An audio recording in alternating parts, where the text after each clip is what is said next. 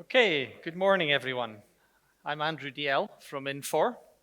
Has anyone heard of Infor before? A few people, yeah.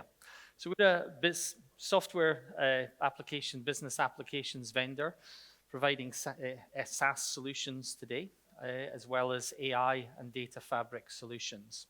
We're a little bit different because we have best-in-class strategic applications, as well as things like ERP, and we have our own services organization. So today I'm going to talk about rethinking the supply chain and harnessing technology and innovation to drive business outcomes.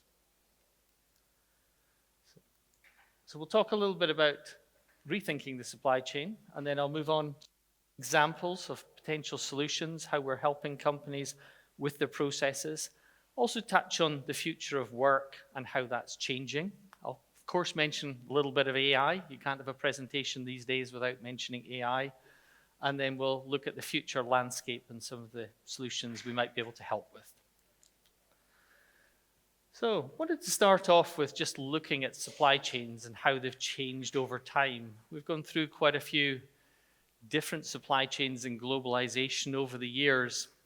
So if we think back, the sort of first real move towards supply chains and globalization was back in the sort of Han Dynasty, the 2nd to the 15th century, where China started to try and sell its goods across the world, looking for new markets. And those were quite decentralized supply chains, lots of legs in them. And they had some challenges that things often got stolen, so there were high risk in terms of things like security. But it did open up, it did start a global supply chain. Things then receded after about the 15th century. We had a big attempt at globalization back in the 80s, 90s, early 2000s, when we sort of created a lot of supply chains there. And if we think back to that now, those were very lean, efficient supply chains, often sourcing from Asia, far away, long but rigid supply chains. But they were actually quite fragile and lacked agility. We saw that when things came along like COVID. It disrupted our supply chains. Brexit disrupted it. We saw black swan events like the Suez Canal. When those things happened, we had trouble reacting to that. So they delivered us low-cost sourcing, but they didn't deliver us that agility. So today, when we look to now and the next decades, what are we looking for as we rethink our supply chains? Well, you hear a lot of the words resilience and agility, but on top of that, we're looking for adaptive networks. We're looking for the ability to change our suppliers, be more reactive, more adaptive in our supply chains. Thinking forwards, looking about becoming more autonomous, human-led decisions largely with AI today. So maybe not totally autonomous, but human-led, but bringing AI in to help that decision-making. And what we're looking for is better visibility across the supply chain and better control of the orchestration of the supply chain. So if we rethink it, there's a lot of things changing in the supply chain today, but one thing we can think about is we used to think about physical inventory in our supply chain. We think about physical inventory in our warehouse and available to promise against the warehouse. But as we move forwards, we've got to think much more about virtual inventory, thinking about the inventory right back up the supply chain at our supplier or our supplier's supplier, what's coming in, not just working on fixed lead times, but where is that inventory actually? When can I promise it? What is my capable to promise rather than just the available to promise? A lot of the previous supply chains in the 80s and the 90s, when we had these long global supply chains, we took the decision to outsource on unit production cost. But what we've seen now is that actually unit production cost, when you added up the true cost, was quite different. You maybe outsourced to Asia, but you had quality issues, you had extra transport costs, you ended up air freighting stuff, you ended up having people outstationed. So the true cost of that was a lot higher. So we've got to think about the landed cost, and we've got to think about becoming less just task-driven, but more outcomes-oriented. And how do we automate out some of those non-value-adding tasks? So that's the type of place that maybe some of that AI and things can come into our supply chains. Another thing to think about is we used to think about yard security or warehouse security, shrinkage in the warehouse. Not suggesting that's not still a concern and an issue, but losing a pallet in a box, it obviously is a cost, impacts your margins at the end of the day. But big concerns today about your data and your data across the supply chain, thinking about cybersecurity and data breaches. Those can cost you far more in terms of pure cost, but also in terms of brand damage and things as well. So something else we have to think about. And then outsourcing. It's not going to go away. We're going to continue to outsource things, I'm sure, but maybe not thinking about outsourcing so far away or having one fixed supplier, but thinking more about what about that nearshoring or the onshoring, having the alternative suppliers and things, being able to maybe pay a little bit more for the goods, but not carrying so much buffer inventory, reducing your working capital, being able to get supply in faster. So changing our thinking around that. So as I was saying, moving away from those rigid global supply chains, thinking much more about adaptive supply networks, having alternative suppliers, multi-sourcing and things in there. And data is key to all of this. But of course, what does this mean for our systems? So when we think about our systems, a lot of us have disconnected systems today, siloed data. How do you make a decision? How do people make good decisions when they can't see up-to-date data across the supply chain? It's estimated that something like 80% of your supply chain data is outside the four walls of the enterprise today. So most people are having to make assumptions, guess a lot of the time about that data. So really, you want to be able to capture more of that supply chain data. We've seen a lot of suboptimal decision making, things like oversimplified models. Maybe when we had simple models, linear supply chains, not a lot of choices, the models perhaps worked, but a lot of manual processes in there, a lot of Excel, a lot of manual chasing, emails and things like that.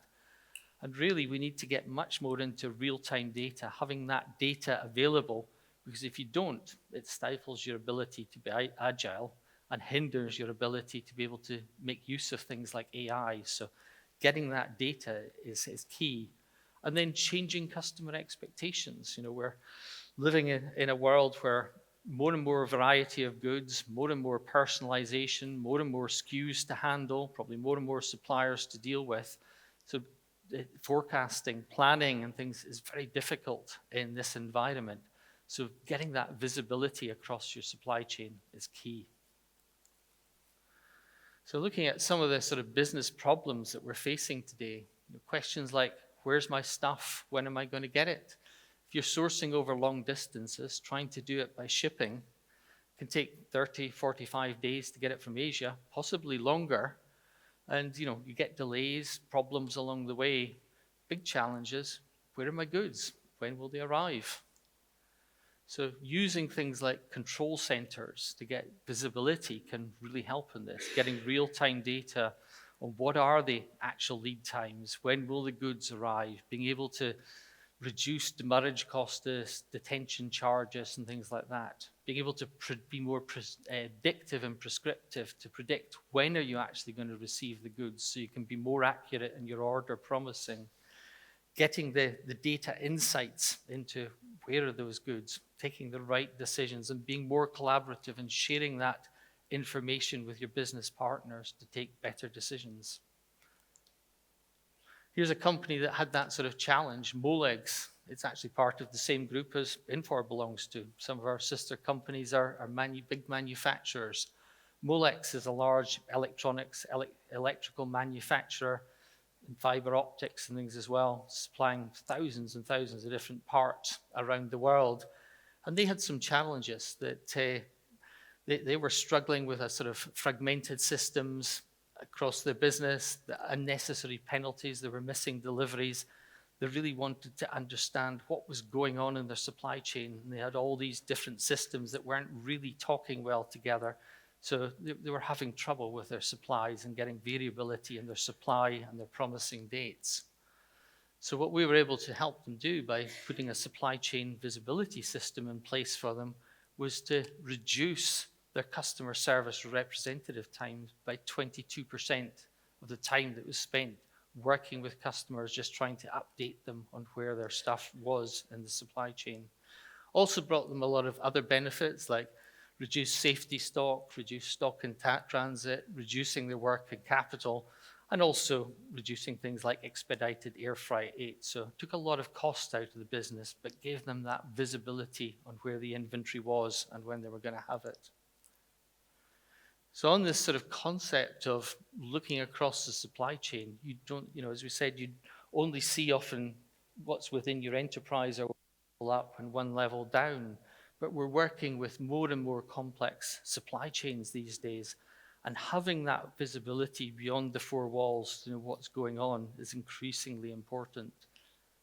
So another customer with challenges like this was Philips Van Housen.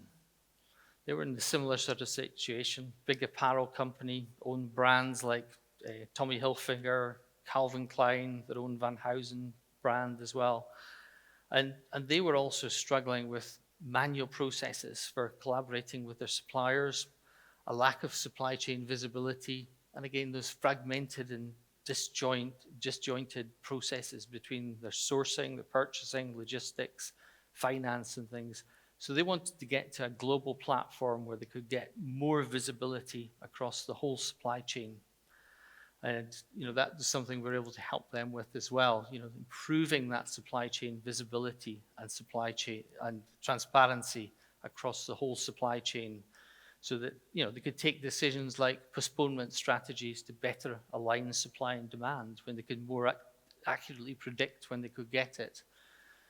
Able to reduce costs and reduce their working capital in the supply chain.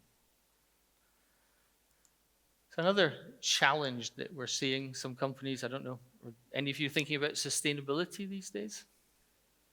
Yeah, I think a lot of companies are moving towards sustainability. We've got the regulatory side of sustainability coming in from the EU, certainly is driving that with CSDR. But there's also the benefits of if you can reduce your resource usage, your energy usage and things, there can be business benefits here. But companies looking to reduce their energy usage, reduce their water usage, having to report on things like their packaging composition, lots of different dimensions to sustainability. And here, rather than talking so much about those aspects of it, I was going to take an example and talk a little bit about more on the finance side, because there's also a finance side to sustainability as well. And actually, sustainable companies, as you've probably seen, have got higher market values, so there's a share price aspect to it, but they often get lower interest rates as well from the banks and things if you're a sustainable company. And some companies can take advantage of this. So Puma, I'm sure you've all heard of Puma, the footwear manufacturer. They were looking to become more sustainable. They were also trying to get better supply chain visibility and things as well. But if we look at the sustainability side, there's actually a nice story on them on Forbes magazine about what they've done together with Infor on supply chain finance. Through using things like reverse factoring to provide finance to their suppliers at a better rate, because big companies like Puma can secure good rates with the banks. And being connected into the banks on the supply chain network allowed them to make investment money available to their suppliers. So suppliers to Puma can come on the network with Infor and with Puma and get preferential rates, so they can borrow at a good rate. But because Puma also wants to be very sustainable, they also have categorization of their suppliers. So their suppliers that are highly sustainable are sort of category A or whatever you want to call them, they get preferential terms. So they get payment within 5 days. So instead of having to wait 90 days for payment when they deliver, they get payment in 5 days. So by helping towards that sustainability, they're getting rewarded by better supply chain terms. So what we've done there was help them get a robust finance program for incentivizing their suppliers. So there's a number of companies out there doing that today. Quite an interesting thing to do. And just a little bit of a different spin and a challenge within the supply chain on ESG. Wanted to just talk briefly as well about the future of work, because that's part of your supply chain and the challenges that are going on there. A lot of companies are obviously trying to look at technology and digital transformation. I'm sure many of you that are here today are all thinking about that. How do you do that? And yes, as I said, AI is a big topic these days. AI agents, people are bringing those in, AI, machine learning, but also cloud technology, IoT and things, all of these bringing the supply chain together, bringing information together, changing how people actually work. So agents will help to transform, they will help to transform things like your demand forecasting, demand sensing, prediction of actual dates, optimizing how you get supply. Lots of things here that will address some of those challenges we talked at the start of out of sync data, suboptimal processes and changing customer demands. So they will help towards this. So AI will play a big role in this, and big goal is to take out non-value adding tasks from the supply chain. There's one thing that AI can help us with, in automation. And the other thing is information for better decision making. And if that's contextual information around a knowledge base that's related to your industry or your company, that can bring further value. Some of the other things going on, of course, collaboration, that we're using technology. How can you collaborate better across the supply chain? Sharing that data, helping people to innovate, take better decisions. And also for many people, maybe some of you here work from home a few days a week, but enabling things like that hybrid working when you're on the move, working at home. So, work is changing. Not everybody wants to go to an office every day. I know you can't get away from having a production line. You still need people in a production line, but in a lot of roles, we can change the way that people actually work and how they interact with data and take decisions. So I wanted to just show you a little video on industry AI agents. Just check that will run okay. Across industries, leaders are navigating challenges that feel beyond their control. Unpredictable demand, economic uncertainty, and fierce competition are reshaping how industries operate. The winners will be those who can turn that complexity into opportunities for growth and measurable value. Infor Industry AI agents help you scale your operational advantage with role-based AI agents infused into your industry processes. Each agent is trained for a specific role, working alongside you to automate repetitive tasks, analyze real-time data, and guide your decisions. They're built on the Infor Industry Cloud platform, so they're ready to work from day one. No complex training or integration delays. You access them through Infor Gen AI Assistant, where every conversation becomes action with agents by your side. Like a project manager, working together with manufacturing agents to flag delay projects, analyzing root causes to protect margin. A service planner, working alongside distribution agents to manage heavy equipment effectively by analyzing equipment, creating work orders, scheduling maintenance, and notifying technicians. Warehouse managers in service industries work with supply chain and procurement agents to see what's in stock and what's already on order. In manufacturing, distribution, and service industries, our agents come pre-built for your micro vertical, already tuned to how your business works. And they're powered by three things no one else combines: context, completeness, and control. Our agents are built with the industry context on your micro verticals process catalogs and value maps. They act on real-time, unified, AI-ready data, grounded for precision, so that they orchestrate workflows securely across Infor Industry Cloud platform with human oversight at every step. Start with our library of pre-built agents or create your own with all the tools you need. Unlock value with Infor Industry AI agents infused in your industry processes. So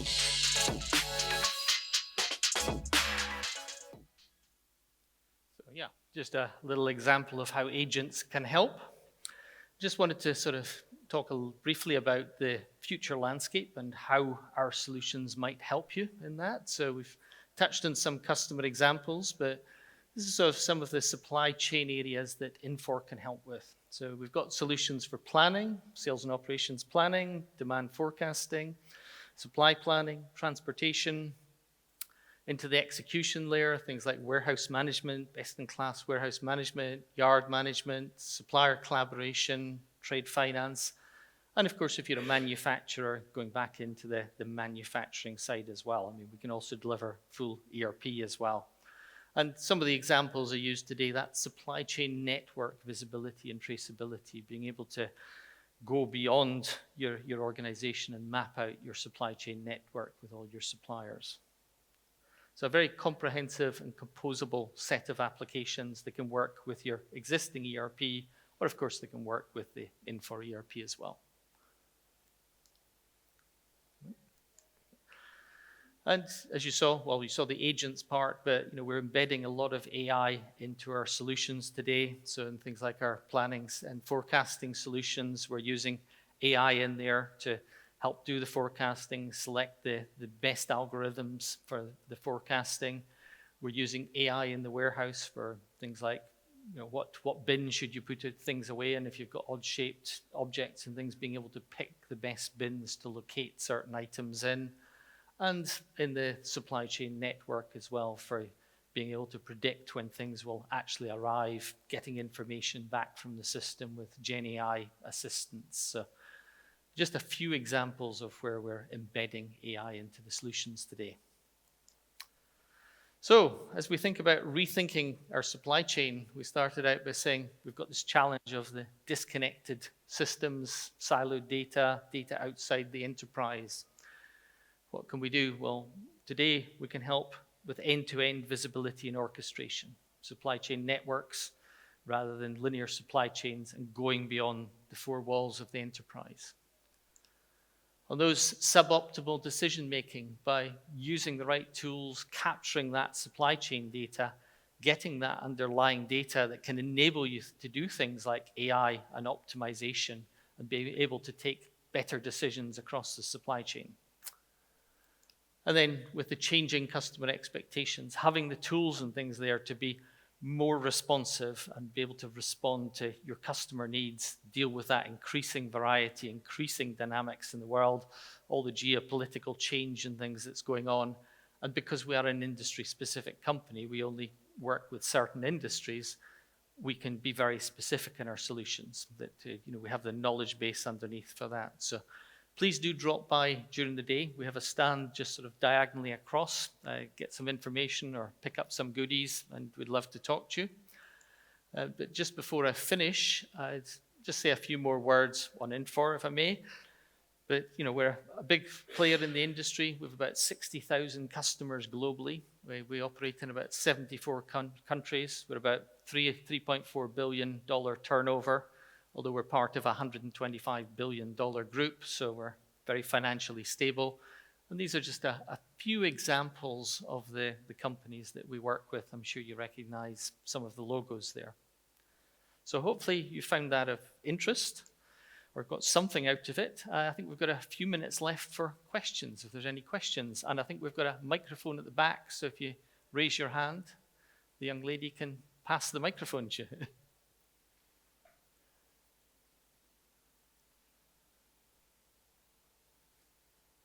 No questions?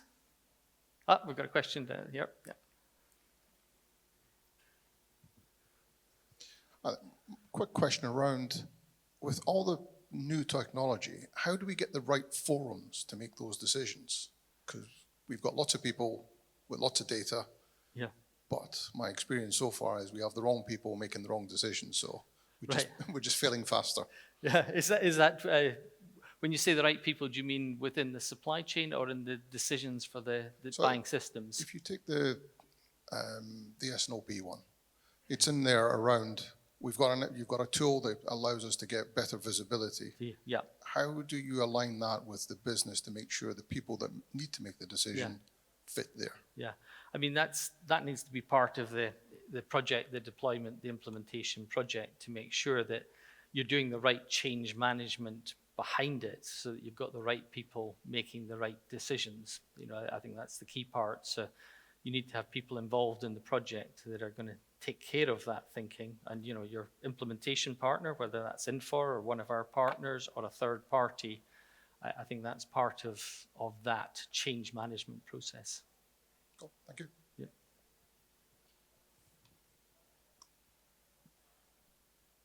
Yeah. Other questions? Yep, one down the front here. Hello. End-to-end systems like this are often owned by supply chains or operations leaders, but the data within them can come from all parts of the enterprise. So do you have any advice or top tips for how to change or adapt data ownership or data management from a point of view of accountability? Yeah. Yes, I mean, data is a big challenge.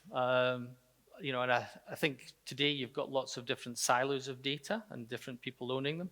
One of the key things really in getting your data together, we would say, is having a data lake underneath it so that whatever department, whatever applications, or coming from third-party tools, outside organizations, being able to pull that into a data lake or your data fabric so that you can really run your decision-making tools across the top of that.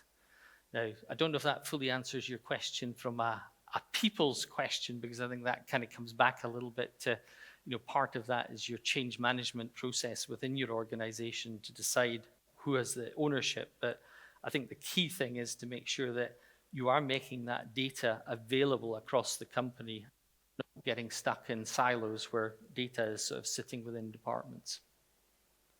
Thanks. Any other questions? Yep. Hi, thank you very much, Andrew. My question is, like, Infor has been there as an ERP platform in the past with other competitors like SAP, Oracle, SAP Business One, for example. So how does Infor differentiate itself? Because most of the ERP software providers are now integrating AI capabilities, analytical capabilities. So what's the USP for Infor to go for? Thank you. Yeah, I think in that aspect, some of the differentiation is we're a strategic partner with AWS, and we have used a lot of their microservices, I think more than any other vendor. So to the point there that on the data, we have a data fabric that captures all the data. So, you know, ERP is just one application, whether it's ERP, warehouse management, TMS or whatever, capturing all that data underneath so that you've got that data layer is really important. And I think one of the things that makes us very different in that way as well is that we're very open. We recognize that most of you will have taken decisions on certain solutions. You may have bought a best-in-class warehouse management solution from one company or a CRM somewhere else. We understand that, and we're making it easy for people to tap that into the Infor network of solutions. So that's one big area. Another big area is our industry specificity. We focus down on manufacturing and distribution and even certain micro verticals and verticals within that. And that means that we have a lot of industry experience and knowledge. So our solutions have capabilities pre-built out, so you don't have to build that out in the implementation or use third-party partner layers there. And that also brings benefits when you come to do things like AI, because the knowledge base that you've then captured, that industry or your own business knowledge into the data lake, is very beneficial when you're starting to apply AI techniques. Thank you. Thanks. Hello. Another question, is there? Hello. Oh, so one at the back first, yep. Yeah. Is it Infor can connect to external applications like your suppliers, 3PL, and other customers directly, or you need any additional platform to connect to their external trading partners? Yeah. The supply chain network that we offer, which we call Infor Nexus, that connects into 3PLs. So a lot of the big 3PLs are on that network already. And then, yes, we also have other applications for the 3PL companies like warehouse management and things for 3PLs. But, you know, they may or may not be using our solution, but they can be part of that network. So the network will have suppliers, manufacturers, distributors, banks, 3PLs are all connected together in that network. Thank you. There's a question, I think, down the front. You got there. Yeah, thank you so much. One of the questions that I have is linked one of the previous questions asked about in these days in terms of the data is that you can use, when you are considering something like this in order to gain more flexibility, visibility, and so on and so forth. What support from either the implementation partner or the consultancy in regards to the company to really distinguish what data is basically useful and what data is noise, if you have any specific case that you have worked on that face that challenge. Yes, I mean, I think every company is kind of going through that, and as they digitalize their supply chain or applications have data challenges. We have a team of advanced data specialists within the organization and tooling to help do that. And, you know, often you'll find that, you know, as you're trying to bring your whole supply chain together, you may have different plants, different divisions, different acquisitions. You may have like lots of the same supplier is listed in different systems, but under different names. The same SKU is listed in different places. That can be a huge cleanup exercise.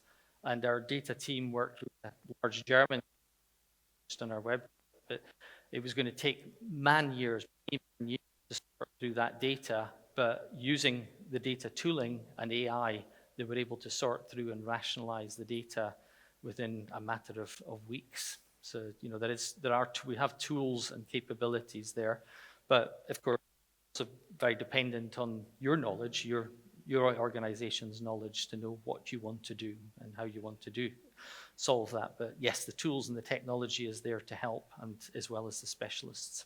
Yeah. Thank you. Any other questions? Oh, I'm being told I think we're run out of time. Sorry. Thank you very much. Thanks, everyone. Thanks. Have a good day. Thanks.